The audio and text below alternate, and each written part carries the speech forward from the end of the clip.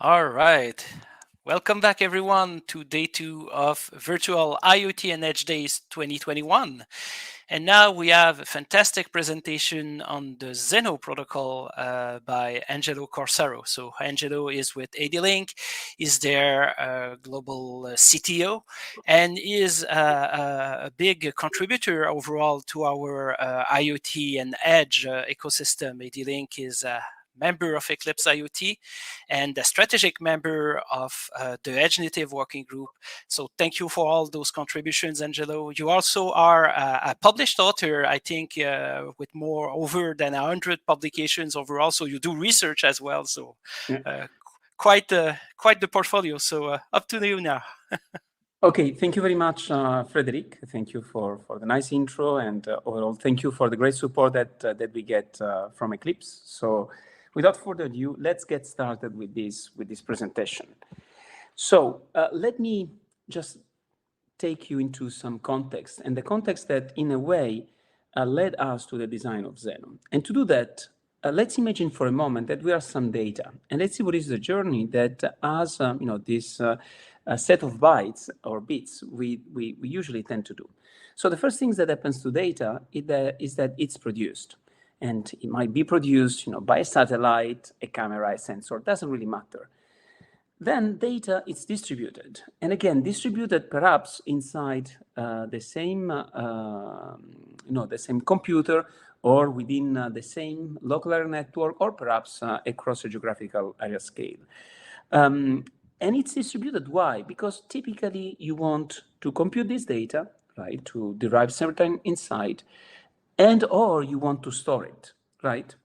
But once you compute the data, well, you will get additional data. Well, sometimes people call that information, but it's still, in a way, it's still bytes, okay? And in order to make use of it, potentially you want to distribute it again, compute it over it again, store it again, and so on and so forth, and so on and so forth. And if data was stored, at some point, I mean, it's not like you store data just for a matter of keeping it somewhere. You store it because at some point you want to go and retrieve it, okay? So this is what happens to data. It's a series of alternation between, the data being moved, the data remaining at rest, and then again being moved, okay? So what are the technologies that we usually use to move data and for storing it, so for keeping it at rest? So if you look at what is used predominantly today, for data movement, I would argue that publish-subscribe are the leading paradigm. As we will see, there are quite a few technologies out there that solve this problem. With some constraint, but still, they solve this problem. On the other hand, if you look at data at rest, then databases are the leading paradigm for dealing with data at rest. And again, you might use SQL, NoSQL databases, but still, that's the kind of family of technology that we deal with. So what is the catch?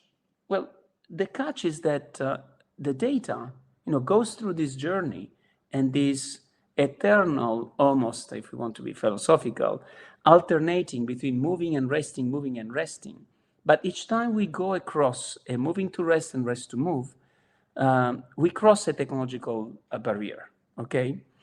And again, the paradigm that we use for moving data are typically push, the paradigm for retrieving data are typically pull, and in any case, these two technology ecosystems are really fragmented, okay? So on one side of the fence, you have the technology for pushing data. On the other side, you have the technology for storing data, okay? Now, this makes things complicated, and things get even more complicated if you think about the decentralization that is coming about with the likes of edge computing, fog computing, and in any case, this realization that for a very large class of application, we really need to take a chance in leveraging the data that is produced close to us, store that as close as we can to us, and perhaps operate over it.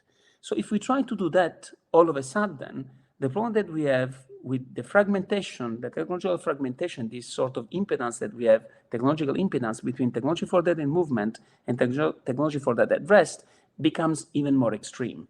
And what becomes even more extreme is that while technology for dealing with data in movement, like PubSub technology, usually provide us with location transparency, right?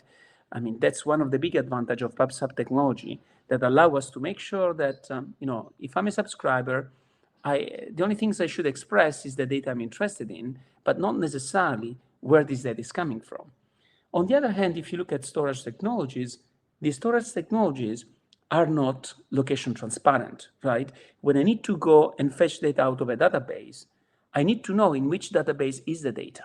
So, if we want to make a paradigm, they are kind of host-centric, right? I need to get there to get the data. And before getting the data, I need to know where to get it, okay? Of course, there are some technology that you can use on cloud where you can do data sharing. So conceptually, you have a pool of data store that federate, right? But still, if we, for a moment, try to think, and that's a problem that already arises with data lakes, right? That all of a sudden you have a plethora of storages that are distributed everywhere in your system. The question is, actually, how do you deal with it? How can I figure out where the data is? How can I retain the location transparency that makes then the system much easier to program and develop, okay? So let me give you a couple of examples, okay? So let's start with an application domain that we have been very much involved recently, which is robotics. So if you look at robotics, applications are very quickly evolving to require swarm coordination, internet scale management, and teleoperation. And if you look at robots, they are more and more operating in swarm over constantly expanding geographical regions. So we are working in a project in which, for instance, there are a swarm of robots that are deployed at a scale of a country. I would say a very big country, okay? And all of a sudden you understand that, for a swarm to be operated, you have to satisfy certain constraints and locality becomes very important, okay? When you get closer to this kind of application, you also realize that you need to leverage your surrounding. Why? There are multiple reasons. One is that these devices are battery powered. So anything that I can do or anything I can offload to save my battery, it's good. Locality is a good way of saving battery because I'm pretty sure many of you will know that one of the aspects or one of the elements that adds the biggest portion to the bill, to the energy bill, is actually communication, okay? And the longer range communication it is, unless you're using obviously low power protocol, in that case you are constrained by bandwidth, the higher power the communication is, the higher energy you consume. So often you have all the interest to maintain communication local or localized, and ensure that anything you can in terms of computation you can offload to anybody that is as close as possible to you, the better, because that's usually something that will help you dealing either with the battery life or perhaps making sure that you can enhance some of your functionality depending on your context. And so if we were somehow to crystallize the key differences between where we were with robotics and where we're going, right? The typical robotics application that maybe people visualize is the robotic arm, right? So usually that was one, or in traditional robotic application, we had one or just a very few robots, while now we are talking of swarm of robots, right, cooperating at an increasing geographical scale. So if you look at the traditional robotics, those robots like an arm, it's fixed, okay? While here we're moving to robotics application that are moving, okay? You don't need to get necessarily to autonomous vehicles, right? In a civil application like a vehicle driving and bringing us around. But again, if you think about warehousing, or even there are some navette application in some rural area for elderly people that have similar problem. These robots are moving, and that changes the equation. Once again, as a result of this geographical locality or constraints, traditional robotics applications were geolocalized, now we are geo-distributed. They were standalone, and now we're getting collaborative. They used to operate at a land scale, now we need to operate at an internet scale. And usually the environment was rather closed, and now the environment is open because people expect that you operate as swarm and the operator operated through a web browser, right? And integrates with a plethora of other technology that were completely unthinkable for traditional robotics technology. And the other interesting paradigm switch is that at some point cloud robotics was very hot because the basic idea was, fine, I have a robot arm and I can pilot it from the cloud. But if I have a swarm, and a swarm that is geographically distributed, that actually doesn't work. So you need a far more distributed computing infrastructure, and thus the key role of edge computing for these kinds of applications. But let me give you one more example, because maybe you find kind of not very familiar robotics applications. So let's try to understand this with something that should be quite familiar to all of us, which are houses.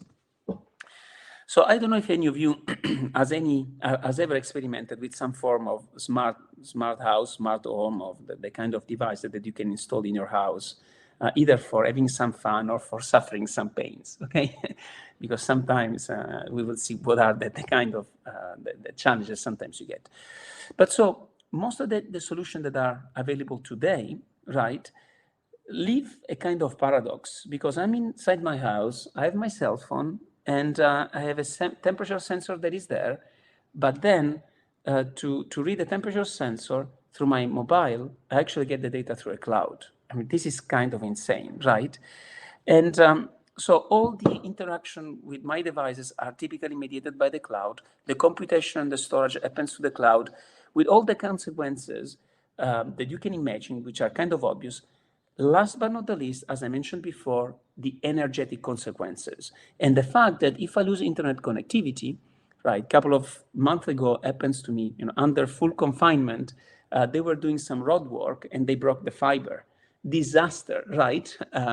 So if you have a home that depends from the cloud, you are completely, digitally divided from the rest of the world and unable to operate your house. So ideally, what we would want to do is to exploit locality and exploit locality in communications. So if I want to check my anything in my house, I should be able to do it using locality on communication. And if I want to store some information, for confidentiality, for energy efficiency, by the way, for giving me an ability to potentially decide how I want to monetize this data, I potentially want to store this data in my house and control who is able to access it and under which circumstances. But even more importantly, for a moment, make an abstraction and suppose that, either you have several houses, or maybe, you want to check out your parents. Maybe your kids are old enough that they also live in an apartment and you want to make sure that when they're in vacation, everything is all right. Or perhaps you need to manage a residence that is, distributed over a large geography. And ideally, once again, what you would want to do is to be able to leverage locality, both in computation as well as in storage. So the question, how do you do that?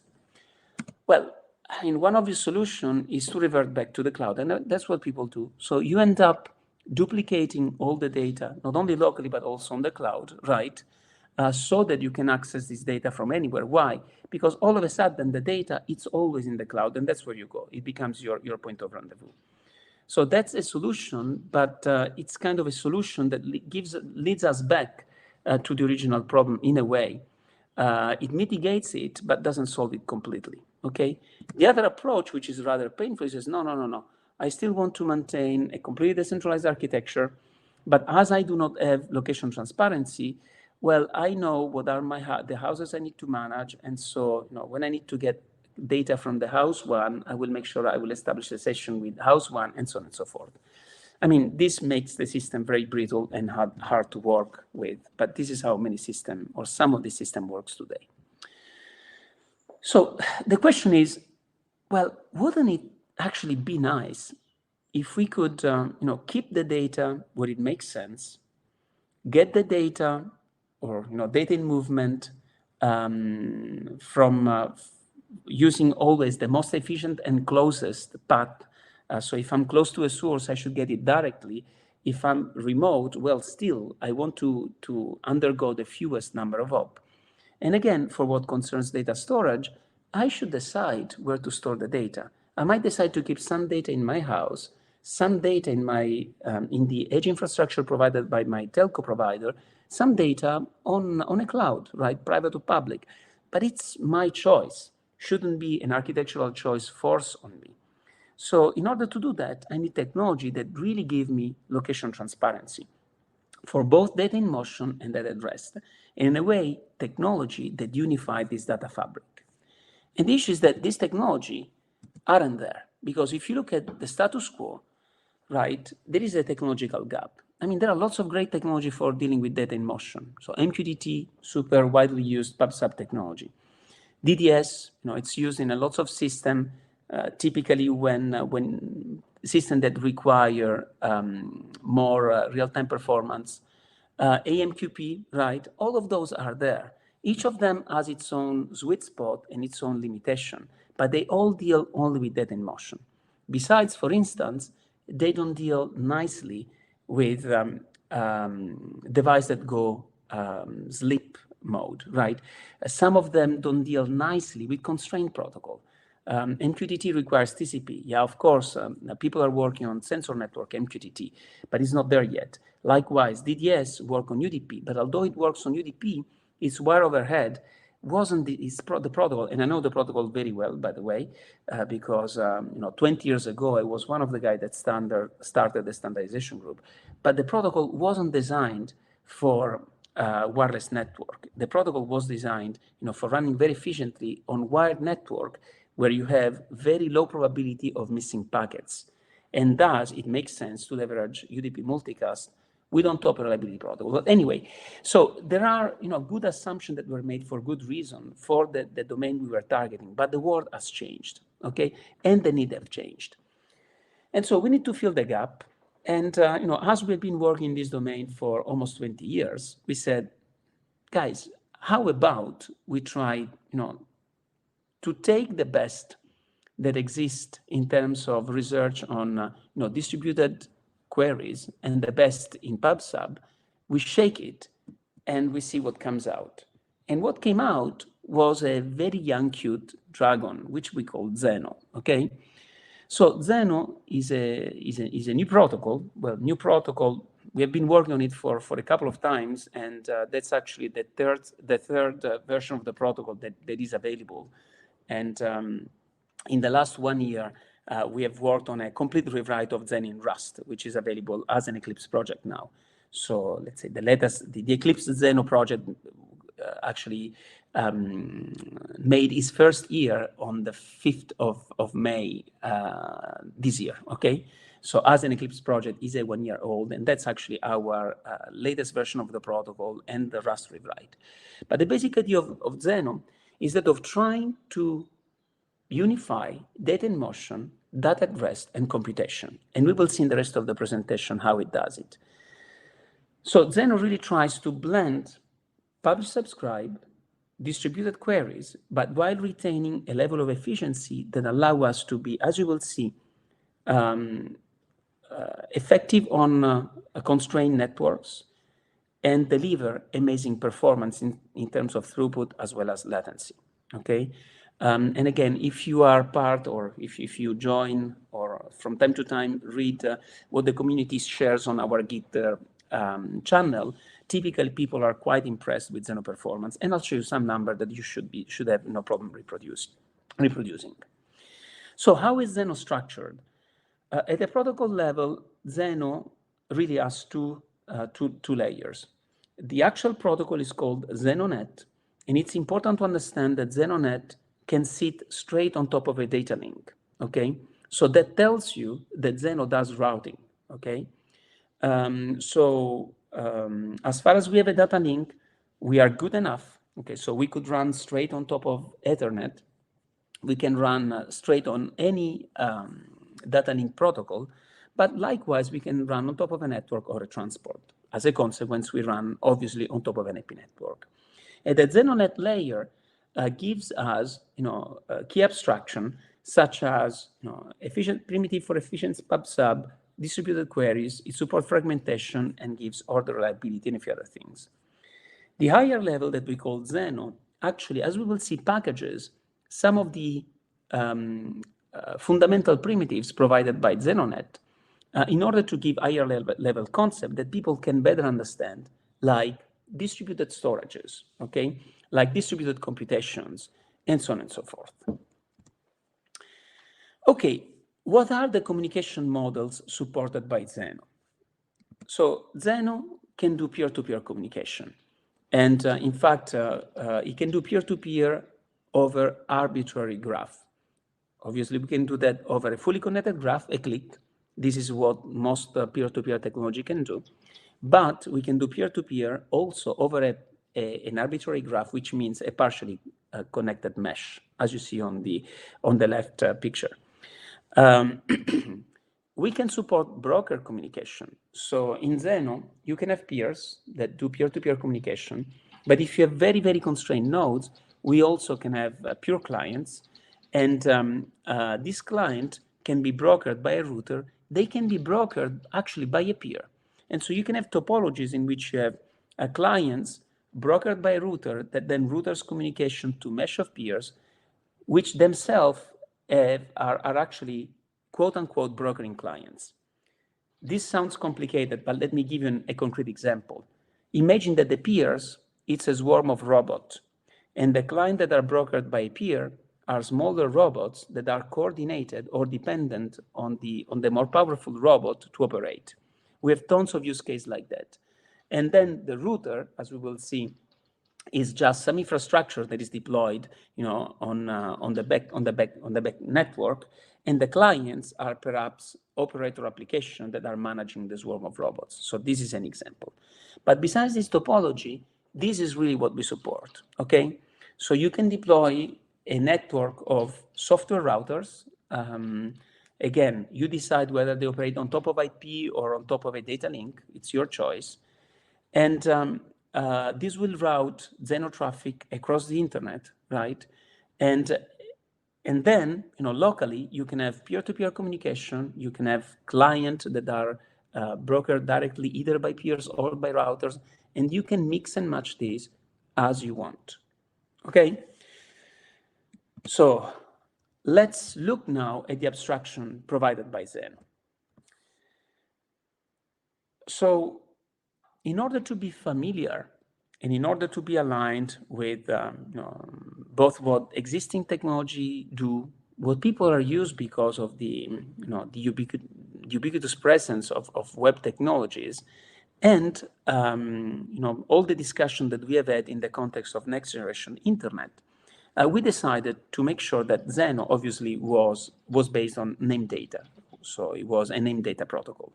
As a consequence, in Zenoh, data is named by using key that look pretty much like what you see here. So home, kitchen, sensor temp would be an example of a key, or sensor C202 would be another example of a key. Then in Zenoh, you express interest or intents by using key regular expression. So here you see, for instance, /home star sensor temp indicate the temperature sensor in any room in my house, while a double asterisk span to any number of layers. So the reality is that usually we use the slash as a separator, but that's just arbitrary. In Zenoh, a key is just an array of arrays of bytes, okay? How do you select data? In Zenoh, we have this concept of selector, and a selector allows you to denote or define a set. How do you define a set in Zenoh? Well, you do that, first of all, by identifying the set of keys that are relevant for you, and that's what we call a key expression. So for instance, here, my home star sensor temp. Then you have a question mark, and you can have predicates. So predicates allow you to speculate on specific properties of your data. Then, like in the second case, you can have projection. So among the resources in Zenoh, whose key satisfy the key expression and whose values satisfy the predicate, for instance, project me only these values. So more specifically, the first selector says, for all the temperature sensor in my room, only get me those whose values greater than 25. And the second one says, well, look, for my car dynamics, whenever the speed is greater than 25, then please just give me the acceleration, nothing else, okay? Now, I cannot cover all the details of query, but for you it's important to understand that Zenoh query can decide, as we will see, the kind of querybles that you target, the coverage that you require, okay, and there are concepts of set theory, and let's say the cardinality of coverage. But just let me say that these very simple primitives, although it sounds a little bit complicated, but it's rather simple even when you see the API, allow you, right, to have a query over geo-distributed storage while maintaining strong eventual consistency, allow you to do quorums, okay, and allow you actually to trigger computation to either do map reduce or to do inversion programming. But again, we produce regular blog, so we keep explaining all the sort of things that you can do by combining Zenoh primitives. Okay, so if we look at the primitives, what are the entities that exist in Zenoh? So in Zenoh, you have a resource, and a resource is nothing but a named data. So in other terms, any key and a value. So for instance, home, kitchen, sensor temp 21.5, it's a resource. Then you have publisher. What is a publisher? A publisher is essentially a spring of value for a key expression. Okay, so a publisher produces value. A subscriber, on the other hand, is someone that says, well, look, I am like a sink. Anything that matches this key expression, please give it to me whenever you see it around or whenever it's produced by a publisher. And then we have this other concept that we call, or entity that we call a queryable. What is a queryable? I like to visualize a queryable like a well, okay? There is a big difference between a well and a spring, because in a well, you go with a saw, right? When you want something, you put the saw in and you take it out. And that's exactly what a queryable tells. A queryable tells you, look, I'm a well for values that match, or for resources that match this given key expression. And in fact, in general, that match this selector. And as you can imagine, queryable are what we target with query. Okay, so they tell you, I'm an oracle that will give you answer whenever you have questions that concern this kind of expression. What are the primitive operations? The primitive operation of Scout. Scout is like, imagine it like the Bonjour protocol. It's just a way to look around and says, hey, who is around?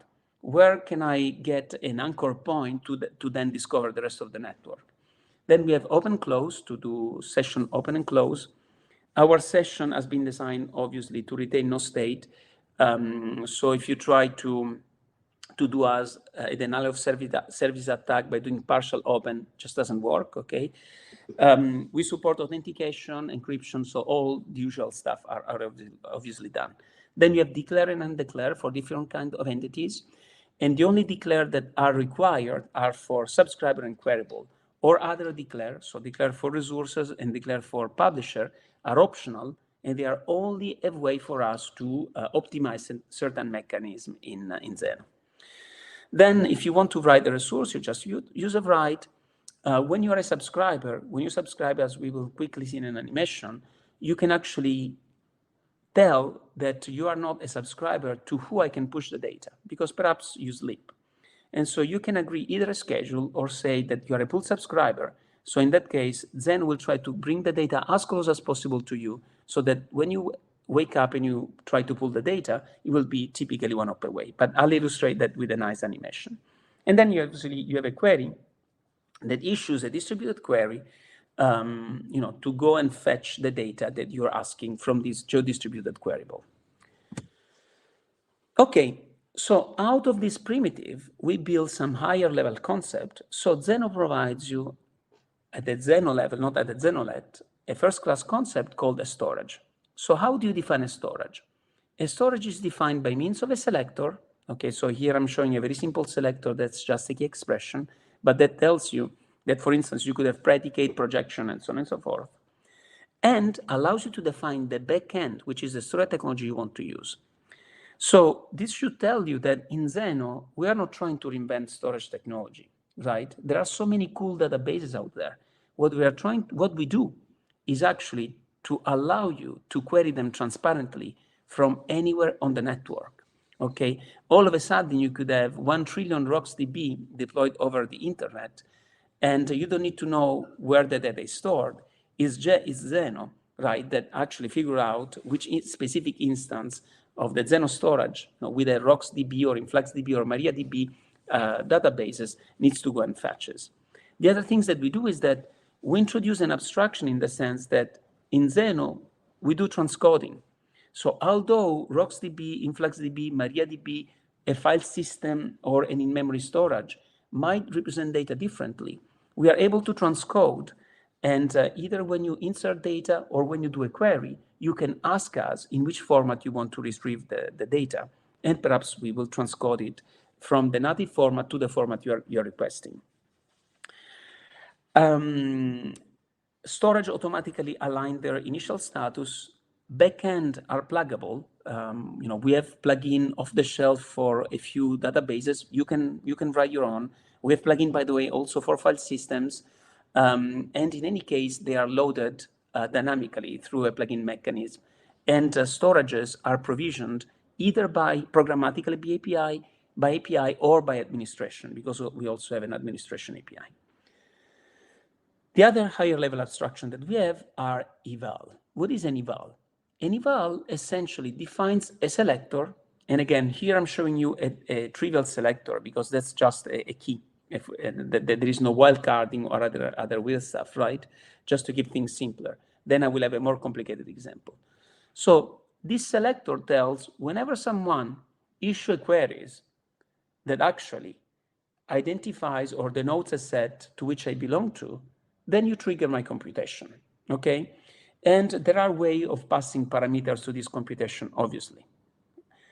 And I hope you appreciate the fact that there is complete transparency. When you do a query, okay, we have parameter to say whether you want to target only storages or eval, or if you don't care, or if you want to target everything. But the way in which you express the set doesn't change. So in a way, you have no way of seeing if something is triggering a computation or triggering a database, if you don't care. If you care, then you can, you have way of understanding through some meta information, okay? The implementation for the eval, is you who do it in user space, and you can do that in Rust, you can do in Python, Go, any of the programming language supported by Zenoh. So how do storages and eval actually map to the foundation or the primitive the primitive entities in Zenoh? So actually a storage in Zenoh is implemented by means of composing a subscriber and a queryable. Okay, why? Because a subscriber will make sure that anything that is updated eventually gets into the storage, and a queryable allows us to advertise a storage like something that you can query from the network. An eval is just a queryable because it's something that will answer when I ask a query.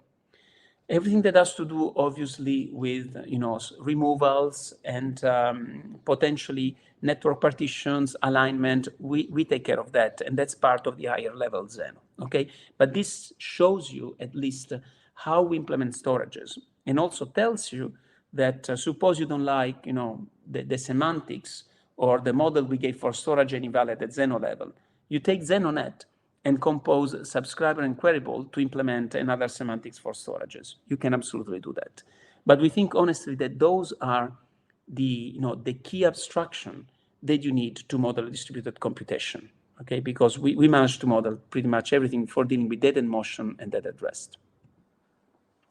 Okay, so let's try to see how all of this works in an animation, okay?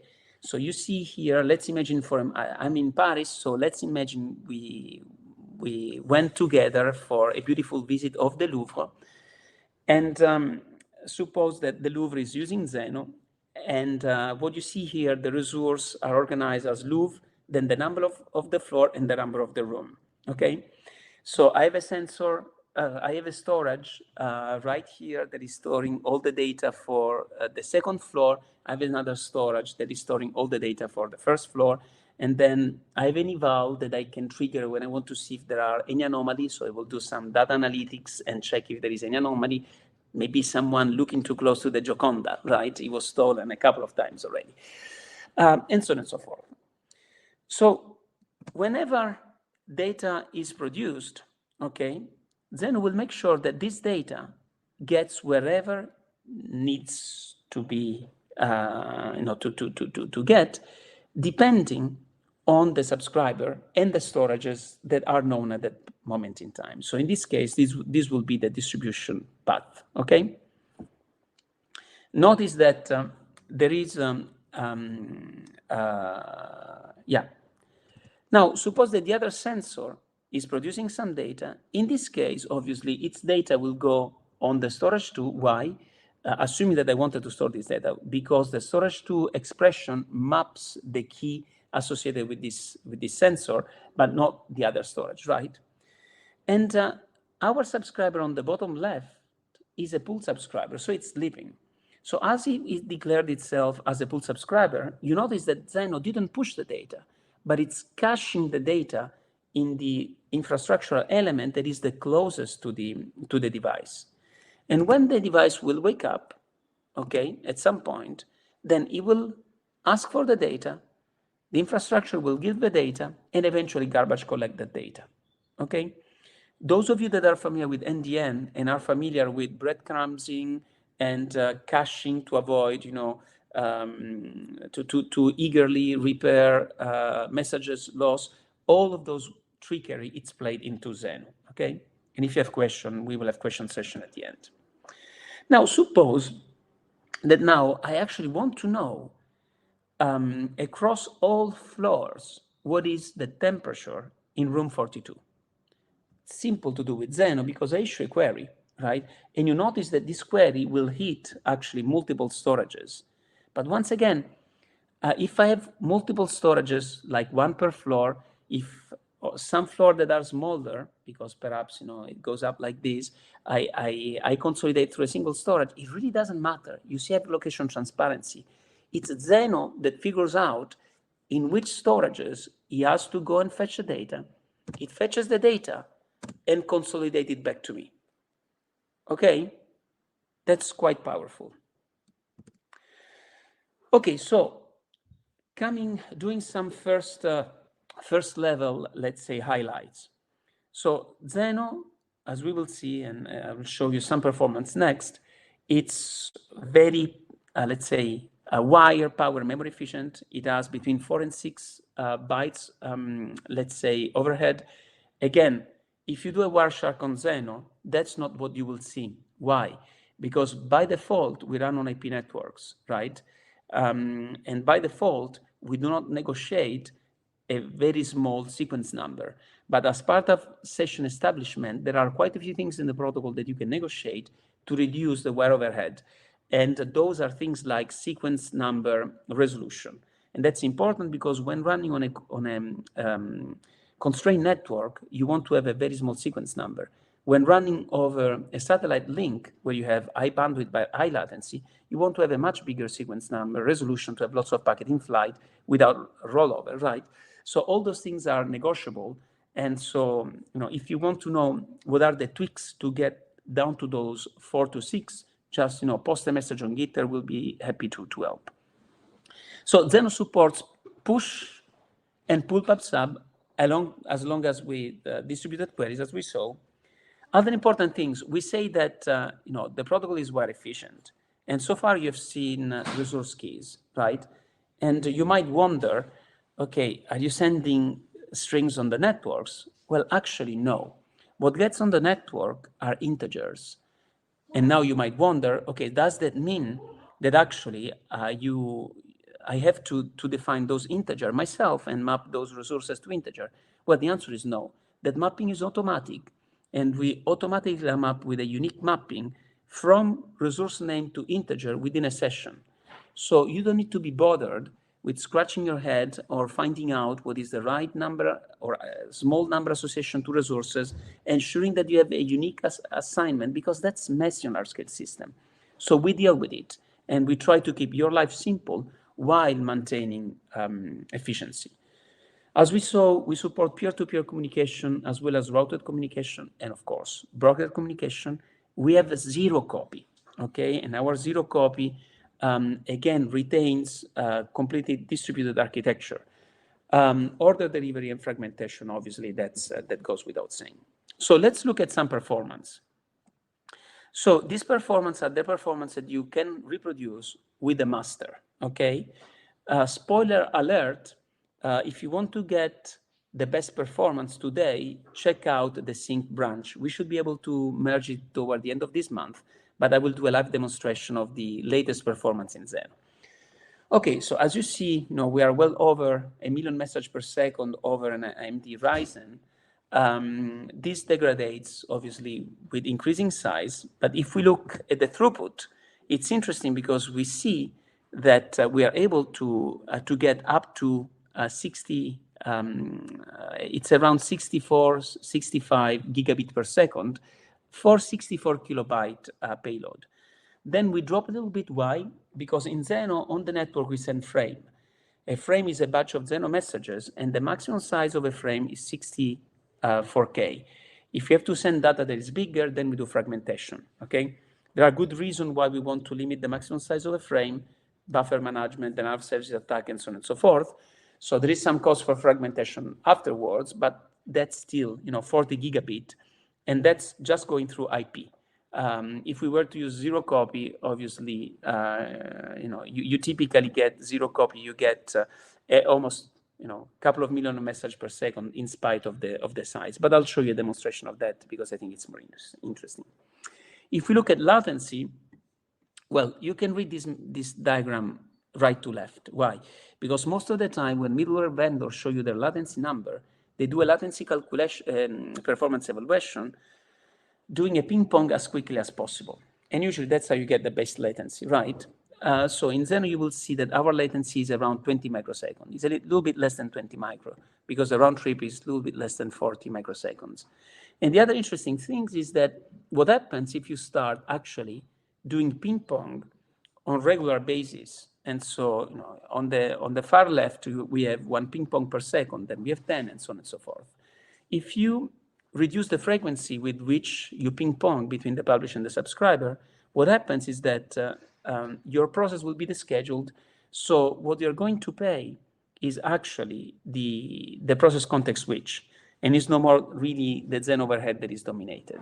But it's good to know because at some point the latency it's very good. But again, it's also good to know what you get when you are not writing so fast, because what will dominate in that case mostly is your operating system.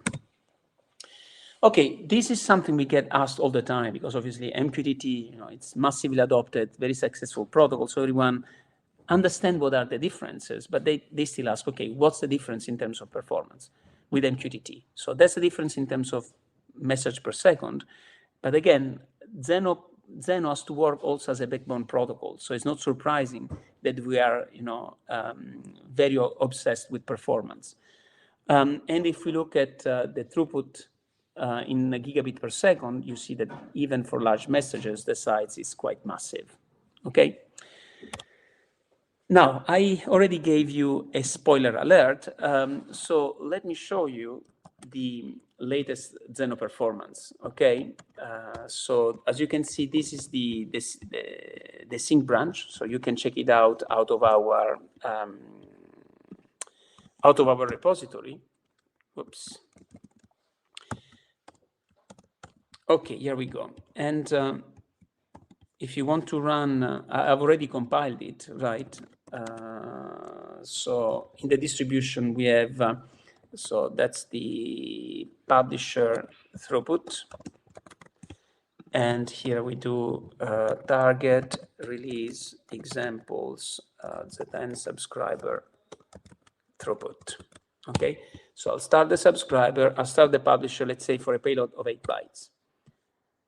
And here you see that, we get, so let me run it again. And in fact, I'll run it for a few more samples. So you can use, I think, -s, let's say 50. So we get 50 iteration of, I think we send like 1 million messages at a time or something like that. So start the publisher, start the subscriber.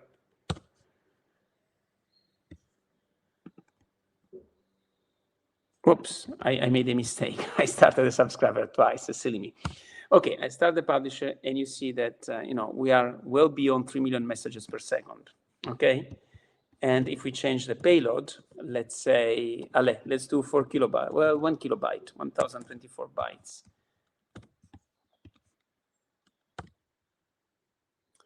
we do roughly, as you see, close to little shy of 2 million messages per second. If you want to say 8 kilobytes,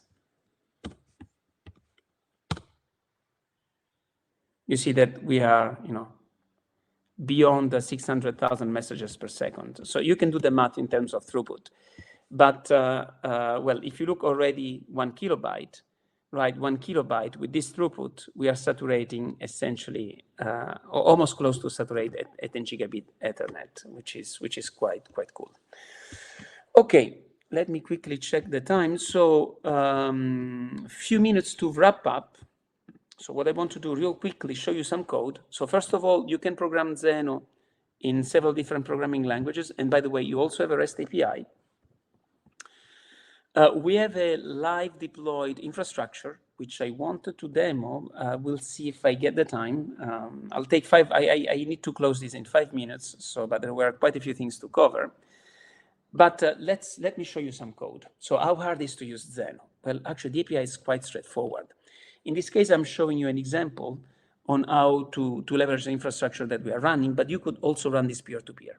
So in this case, what I'm doing, by the way, I have to explain something real quickly. In our infrastructure, right, we have one Zenoh router deployed in Europe, one in Asia, and two in US.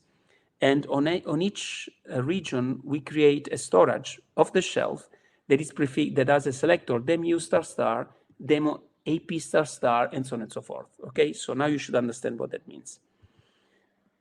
So what I'm doing here, for instance, I'm establishing a session with Zenoh, connecting to Europe, creating a workspace, and then just inserting this resource that says demo you greet Italian ciao. Okay. If we want to do more greeting, that's what I would do. Okay, so I will probably do that from the command line. What if I want to get the greetings? Okay, so here you have some code to define a listener. And by the way, the bulk of the code is just Python to do the printout. But if I want to subscribe, I just provide the key expression, and I pass my code back.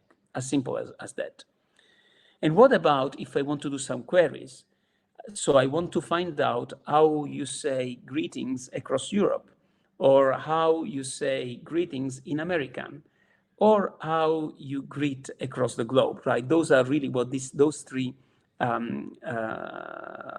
key expression tell. And notice that to keep things simple, I've only provided key expression. So the first greeting, actually, when you issue, it will go and fetch the data. Zenoh will understand that the only place you need to go to fetch to resolve this query is the storage in Europe. When we issue this one, actually, the set of storages that conceptually covers my query is the union of demo US East ** and demo US West ***. Well, actually, that's not that. Well, I made a mistake here on my diagrams. Let me move to the next one.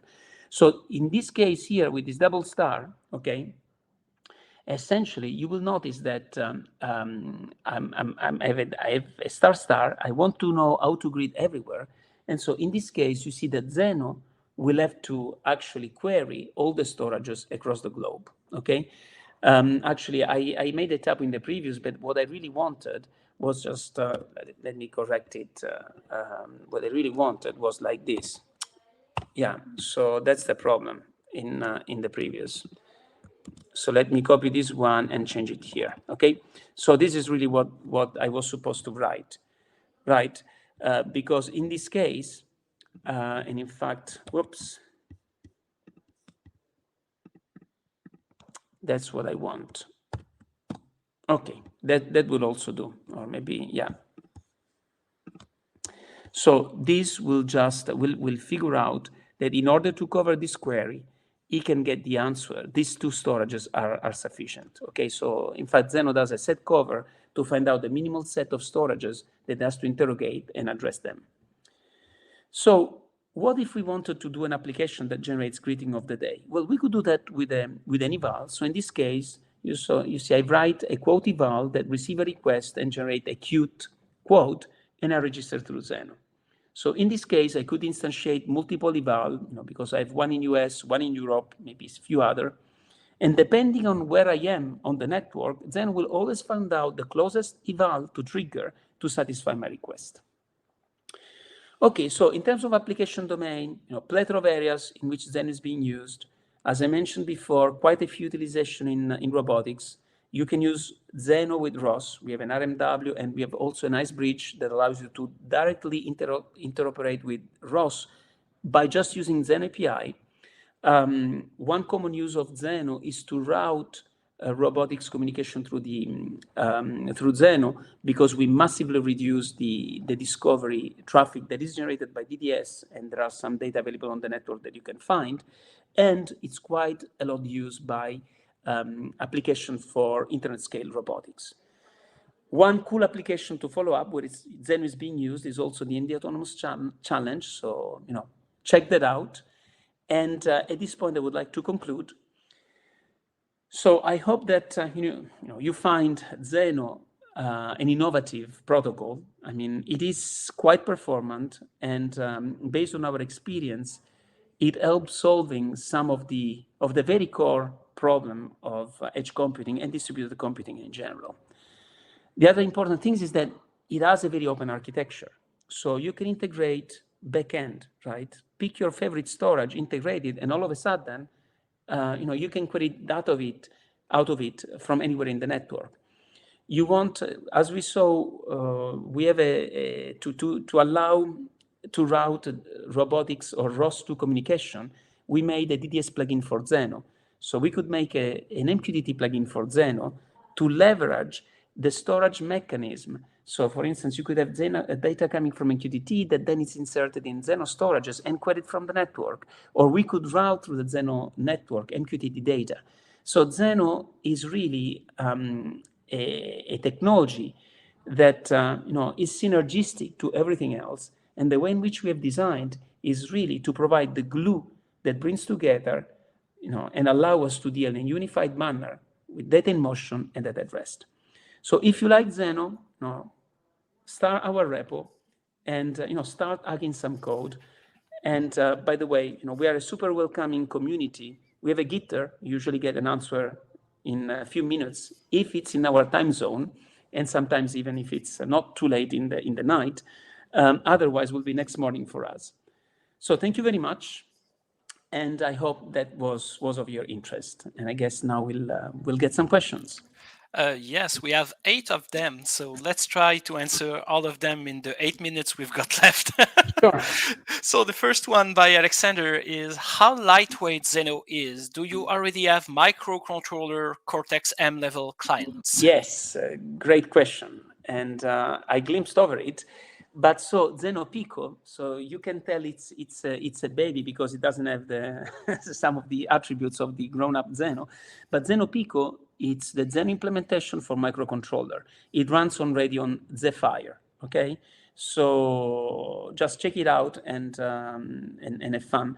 And if you want to port it to some other, I believe it also runs on AMR. I believe there is someone that contributed some other OS. I can't recall all of them off the top of my head, but we have the list on the Zenoh Pico repository. And by the way, so that's, in terms of lightweight, the footprint really depends on the OS, okay? But the Zenoh Pico is quite small. And obviously Eclipse Zenoh is there. You get Zenoh Pico right here, okay? Yeah.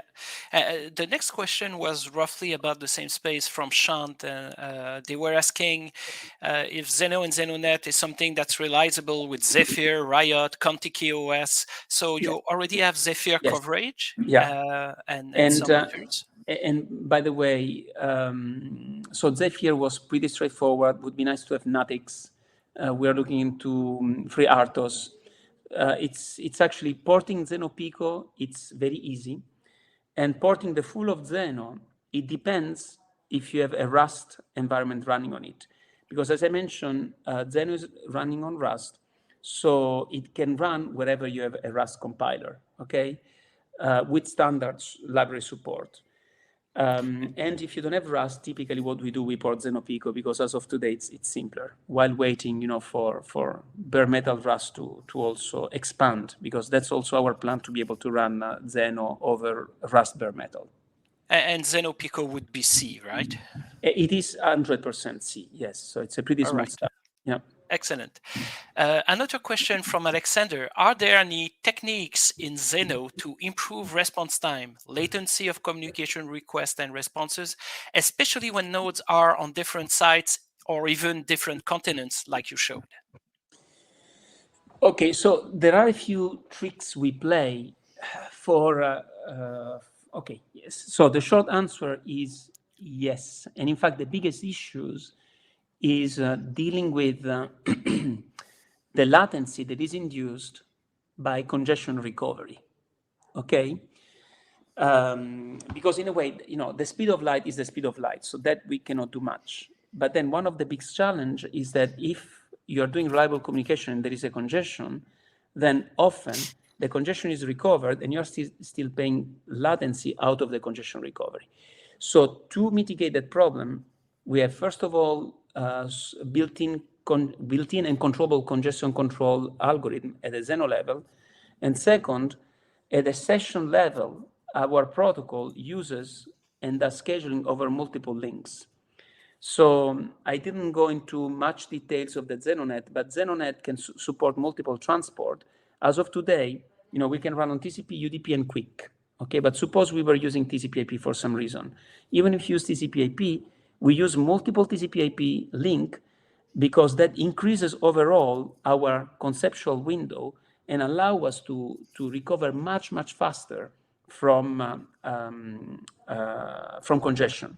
So that's a very well-known trick to people that do high-performance communication over wide area networks. That makes sense. Next question from Alexander again. For me, Zenoh query language looks very similar to RESTful web services URLs. Yes. Was Zenoh inspired by REST? So it's not that it's inspired. We want to be kind, and everyone understands REST. So even at the Zenoh level, you see we have put, we have get, we don't call it query. And all Zenoh API matches, you can do all Zenoh through REST. So let me show you an example, right? Look at this. I'm curling a Zenoh service. Okay, so that's a get. I could do a post. Okay, so for instance, let me see if I can find the curl minus x. I think I did it from here. Yeah, here we go. So you see, this is a put. Okay, if I do again the get here, now I will also see French. Sorry, I want to do it in Italian because I already had it in French. So Italian. And let's put a beautiful ciao, right? That's also ciao, right? What did I do? Yeah, I missed it. So that's the pressure of time. Yeah, exactly. But it Okay, all works. It all works. Yeah, but here we go. You have the French salut, and now, so yes, well spotted. We try to innovate while remaining familiar. Okay, but that's a goal, absolutely. We don't try to invent something different just because we like to be different. Anything that is well understood and established and it's works well, we just adopt and try to be familiar as much as possible. All right. Next question from Vasil. So we could define a set of rules or conditions in order to trigger event-based data acquisition, which can be computed accordingly dependent on the use case? You can do that with an eval. Okay, so absolutely. So an eval, that's precisely to trigger a computation. What the trigger for the computation, right, can be based on someone that is trying to query your resource, but then the resource can have parameters. Okay, so I just told you a partial story because our selector is a little bit more articulated, and if you are familiar once again with how you do, as mentioned before, query languages for web application, that's precisely what we support. And right. So, but you got the point, and you would use an eval to do that. All right. Alexander was asking about the hardware configuration for the demo you did and maybe the performance tests. Oh, yes. Well, it's an M1 here. You can look it. That's the hardware. Okay. Okay, so that's what you were running today, and I think the previous performance data you published, you were publishing the full details the previous around the environment, right? They're in the slides. We're always very careful on this because You change the machine, the number, yeah. Yeah, okay, excellent. But yeah, and you have exactly the version that we use for it, because it's we really want people to reproduce result. And by the way, I also suggest you look at the code. Again, this this I shouldn't change that. Anyway, so if you look at the code for the throughput test, the code is trivial. That's what you would write after having read 5 minutes or the first example in Zenoh, because we want that you get good performance, right, with code that you would write for writing an application that you want to maintain. So please take a look at to the throughput example, because they are just, how you would write an application after 5 minutes of Zenoh. Yeah, and very quickly, I have a last question from Pavel. What are integration points with other technologies? You discussed DDS already, but... Yes. Okay, other very good question. So in our router, okay, so let me actually get here. So in our router, we support, or maybe, no, actually what I want to do, I want to go at the storages. So I'll explain you how the storages plugin are done. So in our router, and in fact, even on the peer, we support a plugin mechanism. And by the way, we already have built-in administration. So whenever you add a new plugin, you can ask us which administration space you want to attach it, and then that plugin is administered by Zenoh administration, for instance, through REST. But anyway, that said, so we have a plugin mechanism, and this plugin mechanism is what we use to plug backends and to plug third-party technologies, okay? So in the case of the DDS plugin, we did that as a plugin, as if it was a database backend, as well as a standalone bridge, because there are some cases in which that makes more sense. And it's essentially the same code that can be deployed as an executable or loaded as a plugin on a router. Okay. And why did we want to have both? Because if I go back to this graph, right, maybe I have a bunch of robots here, and I do not want to load the DDS plugin on the router. I want to run it maybe on the peer here, okay? And I could even run on all the peers because it's very lightweight. And in fact, that's typically what people do. Because most of the people using ROS, they're starting to run our bridge so that the robot-to-robot communication goes through Zenoh as opposed to going to DDS, because that doesn't work well on Wi-Fi, and that generates, well, various other... Way too much overhead, yeah? Yeah. Exactly, yeah. That's all the time we had. Thank you so much, Angelo, for this great presentation about Zenoh. If you want to learn more about the protocol, you can go to the website zenoh.io, if I remember well. Exactly, And, yes. there are plenty of resources and there are blog posts, so lots of examples as well. Exactly, So yeah. please have a look. Okay, thank you very much, and thank you, Frederick. Bye, everyone, and take care. It's been a pleasure. Thank you, Angelo. You too. Ciao, bye.